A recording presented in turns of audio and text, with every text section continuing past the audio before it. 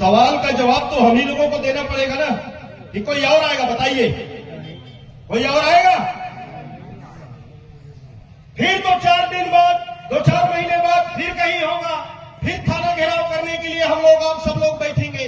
तो ये सिलसिला आखिर कब तक चलेगा? तो वहां पे माननीय काशीराम जी ने कहा था कि जिस समाज की सत्ता होती है उस समाज के हक अधिकार को कोई नहीं छीन सकता। तो अंदाजा लगाइए आपकी सत्ता है क्या? अगर आपकी सत्ता होती, जिस सत्ता की कुर्सी पे आपने जिन लोगों को बैठाया है, जिनको मंत्री मिनिस्टर बनाया है, वो अगर आपके साथ खड़े होते तो क्या आपके साथ में ऐसा होता? कभी ऐसा होता? तो अंदाजा लगा लीजिए कि आपने चुनके जिनको भेजा है वो किनके साथ खड़े हैं। अगर वो आपके साथ, अपने सबके साथ ईमानदारी से खड़े होते तो यहाँ के मूल निवासी समुदाय की कोई बुरी नजर उठा के देख सकता था? बताइए, क्या देख सकता था? तो साथियों, मेरा कहने का ऐसा ये है कि गुड़वाला का जो मूल निवासी समुदाय है, ये समुदाय जिस दिन राजनैतिक स्वाभिमान की बात को समझ जाएगा, जिस दिन राजनीतिक तौर से वो स्वाभिमानी हो जाएगा, उस दिन उसके हक अधिकार को दुनिया की कोई ताकत नहीं छीन सकती। साथियों, बातें बहुत ज्यादा हैं। हम तो इस मंच के माध्यम से, और खासकर मैं जानता हूं कि हमारी आवाज किसके माध्यम से जाएगी, तो जो LIB के साथी हैं, IB के जो साथी हैं, उन साथियों से हमारा विशेष रिक्वेस्ट है इस मंच के माध्यम से कि आप लोग हमारी आवाज को कैद करिए और इस प्रदेश के और इस देश के जो गृह मंत्री हैं, एक हमारे मध्य प्रदेश के सम्माननीय मोहन यादव जी और देश के गृह मंत्री माननीय अमित शाह जी, वहां तक हमारी आवाज को पहुंचा दीजिए और उनको बता दीजिए कि ये हिंदू और मुसलमान के नाम पे देश के अंदर जो नफरत का बीज बो करके वोटों की फसल को काटने का काम करते हैं, वो बंद करें और ईमानदारी से उनका जो काम है उस काम को करें। अगर मध्य भारत के अंदर मूल निवासी समुदाय की बहन बेटियों के साथ में गलत होगा, यहाँ के मूल निवासियों के ऊपर अन्याय अत्याचार होगा, तो हम वो लोग हैं जो अंग्रेजों से नहीं डरे जब संविधान नहीं था। अब तो संविधान बन गया है ना, उस समय संविधान नहीं बना था तो उनसे हम नहीं डरे थे जिनके राज में सूरज नहीं डूबता रहा और लहू नहीं सूखता रहा।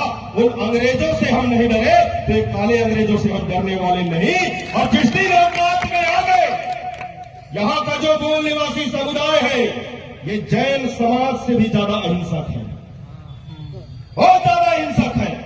लेकिन अगर दिमाग जो घूम गया तो 4 पैर वाले को जंगल में खदेड़ के मारता है तो 2 पैर वाले किस खेत के ढेला है। तो ये हमको हमारी औकात में आना न पड़े। जिस तरीके से आपने कानून की प्रतिष्ठा की बात की थी, इसी पिंडरई के बगल में भैंसवाही गांव बुलडोजर चला था ना, चला था मोहन यादव जी, बुलडोजर का टायर पंचर हो गया है क्या? बताइए, हमारे मुस्लिम भाई लोग टायर पंचर बनाए करते हैं, बढ़वा देंगे टायर पंचर, बढ़वा देंगे हम। बुलडोजर में डीजल न होगा, डीजल की भी व्यवस्था कर देंगे। और अगर ऑपरेटर न हो तो वो भी बताओ, हम खुद चलाने के लिए तैयार है, लेकिन बुलडोजर तो चलेगा। जिस तरीके से आज पश्चिम बंगाल में पूरे भारतीय जनता पार्टी के नेता मगरमच्छी आंसू बहा रहे हैं, इस देश की माननीय राष्ट्रपति महोदया तक बोल रही है कि नहीं, बहुत ज्यादा हो गया, आप बस कुछ नहीं करके। तो मध्य प्रदेश में क्या हो रहा है भैया? NCRB की रिपोर्ट हम देखें तो पूरे देश के अंदर यहाँ के मूल निवासियों के ऊपर सबसे ज्यादा अगर अन्याय अत्याचार हो रहा है तो 1 नंबर में बाबा योगी आदित्यनाथ का उत्तर प्रदेश है और दूसरे नंबर में मोहन यादव का मध्य प्रदेश है। और मोहन यादव जी उस दिन कृष्ण जन्माष्टमी के दिन नारा दे रहे थे कि जो राम कृष्ण जपेगा वही मध्य प्रदेश में रहेगा करके। तो क्या तेरे बाप का है मध्य प्रदेश? सभी का खून यहाँ के मिट्टी में शामिल है, ये किसी के बाप का नहीं है। ये देश चलेगा तो संविधान के आधार पर चलेगा। संविधान जो बोलता नागपुर के जो संतरे लोग हैं उनके इशारे पे आज मध्य प्रदेश एक तरफ भारतीय जनता पार्टी बोलती है कि अमृतकाल चल रहा है।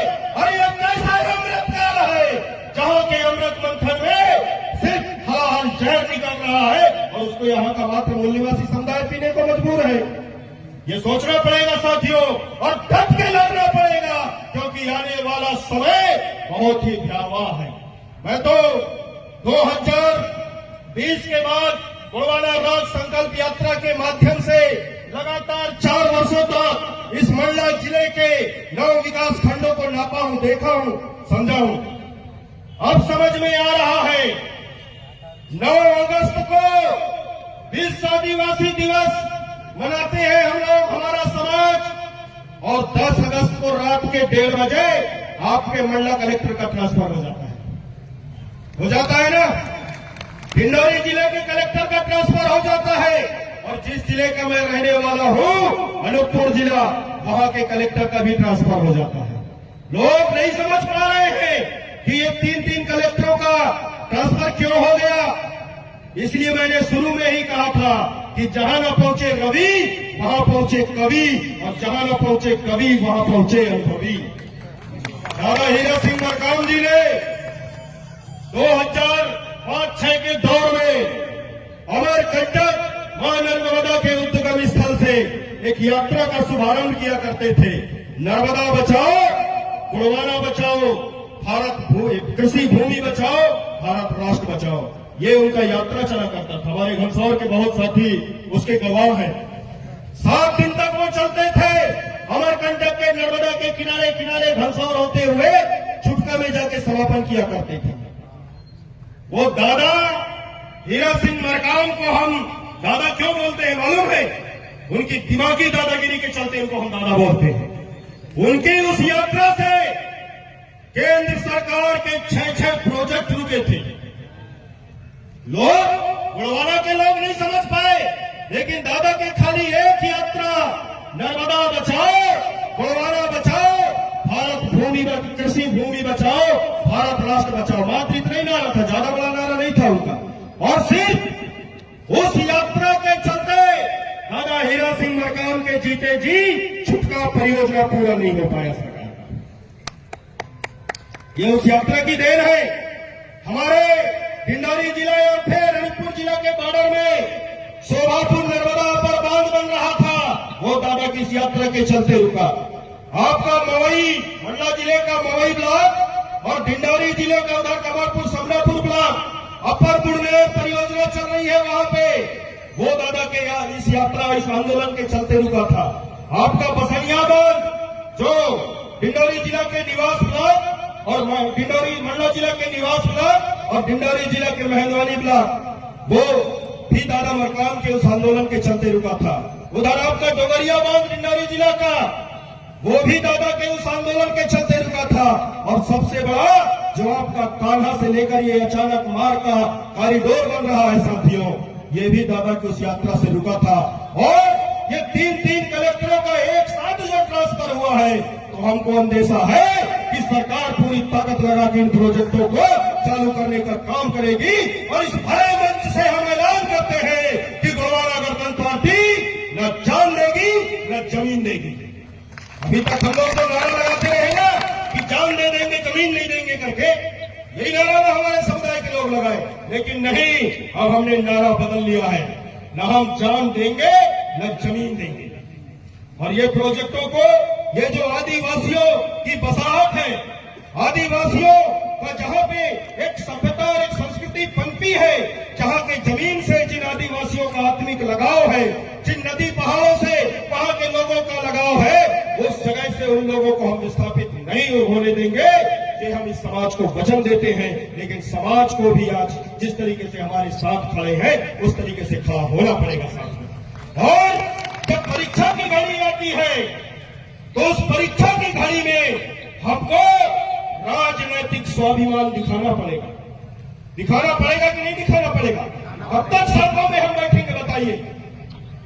दिखाना पड़ेगा। कब तक हम लोग सड़कों में अपने हक, जो हक अधिकार हमारे बाबा साहब भीमराव अम्बेडकर ने संविधान में लिखा उस अधिकार के लिए हम कब तक आंदोलन करेंगे? अरे हम खुद सत्ता में बैठ जाए ना, अपनी संख्या बल को हम पहचान जाए। जिस दिन हम अपनी संख्या बल को पहचान गए, सत्ता पे बैठ गए, उस दिन आपके समाज की बहन बेटी की तरफ कोई उंगली उठा के नहीं देख पाएगा। साथियों, ये मेरा दावा है। ये सामने बाबू सुभाष चंद्र बोस जी की प्रतिमा है। इन्होंने एक नारा दिया था देश की आजादी के समय में कि तुम मुझे खून दो, मैं तुम्हें आजादी दूंगा। हम इस मंच के माध्यम से आप लोगों से अपील करते हैं कि आप लोग गोंडवाना को वक्त दो, गोंडवाना आपको ताजो तख्त देगा। हफ्ते में खाली एक दिन का समय निकाल के आसपास के गांव में जाइए, और जो मैं एक शब्द बोला ना, इस आंदोलन के माध्यम से गोंडवाना में बहुत सारे शेर तैयार हो गए हैं। इन सब शेरों को एक साथ बैठाना शुरू कीजिए, नहीं तो अगर ये शेर आपस में लड़ते रहे तो लकड़ बच्चों का और लकड़ बग्गों का राज चलता रहेगा। साथियों, वक्त बहुत कम है और हमने देखा है कि जब भी गोंडवाना गणतंत्र पार्टी का कोई कार्यक्रम होता है, कोई भी विरोध प्रदर्शन होता है, तो ज्यादातर लोगों की नजरें उमरिया तरफ चली जाती है। जो हाथ धनाधन कूट दिए थे पुलिस वालों को, हो गया था कि नहीं हो गया था? तो मैं इस मंच के माध्यम से जो IBLIB के लोग हैं, उन लोगों को बताना चाहूंगा कि गोंडवाना के लोग जो है पूरे देश के अंदर अगर संविधान की सबसे ज्यादा कोई इज्जत करता है तो गोंडवाना के मूल निवासी समुदाय के लोग करते हैं। पूरे देश के अंदर मंदिर मस्जिद की लड़ाई बहुत हो रही है, लेकिन क्या किसी समाज ने कहीं पे संविधान का मंदिर बनाया है? बताइए, नहीं बनाया ना। गोंडवाना के मूल निवासियों ने इस देश के अंदर सबसे पहले भारत के संविधान का मंदिर स्थापित किया है। वहां पे किसी भगवान की प्रतिमा नहीं है, वहां खाली संविधान का प्रस्तावना है। तो हमारे पुरखों ने भी संविधान की इज्जत किया था, और हम भी हमारी जो लड़ाई है उसको हम संवैधानिक तरीके से लड़ना जानते हैं। हाँ, बीच में लोगों का दिमाग खराब हो जाता है, और वो दिमाग क्यों खराब होता है? ये कहीं न कहीं पुलिस की चूक होती है, तब ना दिमाग खराब होता है। पुलिस अगर ईमानदारी से काम करे, सही को सही और गलत को गलत कहना जिस दिन पुलिस वाले सीख जाएंगे, उस दिन गोंडवाना के लोगों का दिमाग खराब होना बंद हो जाएगा। हम बहुत ईमानदार लोग हैं, और हमारी ईमानदारी का प्रमाण है कि हमारे पुरखों ने 1750 वर्षों तक राज किया था। ये ईमानदारी का प्रमाण है ना। जिनके राज में सोने के सिक्के चले थे, चोर और उचक्के नहीं हुआ करते थे, दूध की नदियां बहा करती थी, ऐसे हमारे पुरखा लोग रहे। तो वो किसके दम पे राज किए? ईमानदारी के दम पे राज किए। वो सही को सही और गलत को गलत कहना जानते थे। ठीक उसी तरीके से हम भी सही को सही और गलत को डंक की चोट पे गलत बोलना जानते हैं। साथियों, बातें बहुत ज्यादा हैं, मैं अपने विचारों को यहीं पे विराम दूंगा, लेकिन जाते जाते मैं IB और LIB वालों को बताना चाहूंगा कि जो मेरा मैसेज है इस प्रदेश के मुख्यमंत्री तक पहुंचा दे। बहुत जल्द ही गोंडवाना गणतंत्र पार्टी पूरे मध्य भारत में, इस मध्य प्रदेश के अंदर सीधी, सिंगरौली, रीवा, सतना, कटनी, टीकमगढ़, छतरपुर, पन्ना, भिंडारी, मल्ला, सिवनी, छिंदवाड़ा, बालाघाट, बैतूल, नरसिंहपुर, होशंगाबाद, रायसेन, ये जो 24 जिला हमने पृथक गोंडवाना राज्य के लिए अलग से तैयार करके रखा है, वहां पे अगर यहाँ के मूल निवासियों के ऊपर अन्याय अत्याचार समाप्त नहीं हुआ तो एक ही दिन में हम पूरे इस मध्य भारत में, चाहे वो विंध्य का पट्टी हो, चाहे बुंदेलखंड का क्षेत्र हो, चाहे ये महाकौशल की पट्टी हो, इस प्रदेश के गृह मंत्री, हम मुख्यमंत्री तक तो बाद में जाएंगे, पहले गृह मंत्री की बात करेंगे, क्योंकि घर मंत्री अगर ठीक है तो घर ठीक रहेगा कि नहीं रहेगा। क्या बोलते हैं, मोहन यादव जी का पुतला गोंडवाना गणतंत्र पार्टी दहन करेगी। इस मंच के माध्यम से हम ऐलान करते हैं। इतने सारे मामले मैं बताया, कल की घटना सिंगरौली जिला में हमारे आदिवासी समाज का एक व्यक्ति, नदी किनारे उसकी जमीन है जहां पर उसने धान लगाया है, भारतीय जनता पार्टी का कठपुंजिया नेता, वो भी बैस समाज से है। किस समाज से है? बैस समाज से है। वो रेता चोरी किया करता है। किसके दम पे? इन्हीं पुलिस वालों के दम पे न करता होगा। भाई रेत का तो खनन ही बंद है अभी, तो कहां से रेत निकलेगा? तो उसके खेत से वो लगातार, तो उसने कई बार टोका कि भैया मेरे खेत में धान लगा है। और आपको बताऊं मैं, सीधी सिंगरौली और शहडोल और उमरिया की जो जमीन है उधर मात्र धान का भर फसल होता है। इधर आप लोग के जैसे दो फसली जमीन वहां की नहीं है, रेतीली मिट्टी है, तो ज्यादातर धान का ही फसल वो लोग लेते हैं और दूसरे फसल में मूंगा भी न करते हैं वो लोग। गेहूं बहुत कम उधर उत्पादन होता है। मात्र आपका जो सिंगरौली जिला है वहां पे रेणुकूट डैम के बन जाने के चलते उस एरिया में कहीं कहीं पे गेहूं चना मसूर हो जाता है, बाकी सीधी जिला में आप नहीं पाओगे, शहडोल जिला में नहीं पाओगे। तो उसने भैया रिक्वेस्ट किया कि भैया कम से कम मेरे फसल कट जाए फिर करना, तो उसने ट्रैक्टर से कुचल के मार दिए। बताइए, कल की घटना है। जमीन उसकी, फसल वो लगाया है और वो अगला आदमी रेत चोरी कर रहा है। इसके बावजूद भी कुचल के मारने की हिम्मत उसके अंदर क्यों आई? क्योंकि उसको लगता है कि मैं भारतीय जनता पार्टी का नेता हूं और मेरा बाप यहां का मुख्यमंत्री और गृह मंत्री है, इसलिए ना वैसा कर पाया।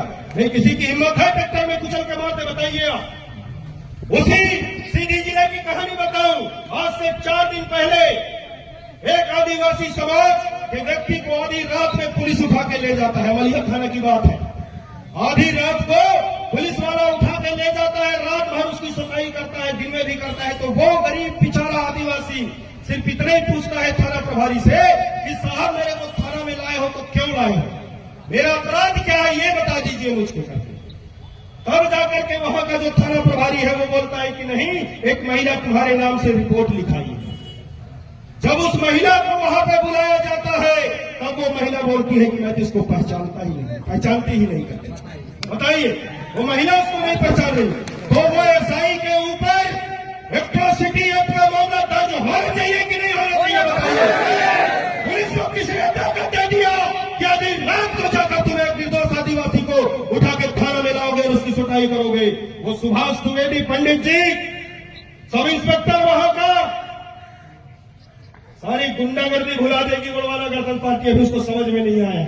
तो जो ये न्याय यात्रा, न्याय का जो ये कार्यक्रम है साथियों, सिर्फ ये मंडला जिला भर की नहीं है, मैं तो लग के बता दिया।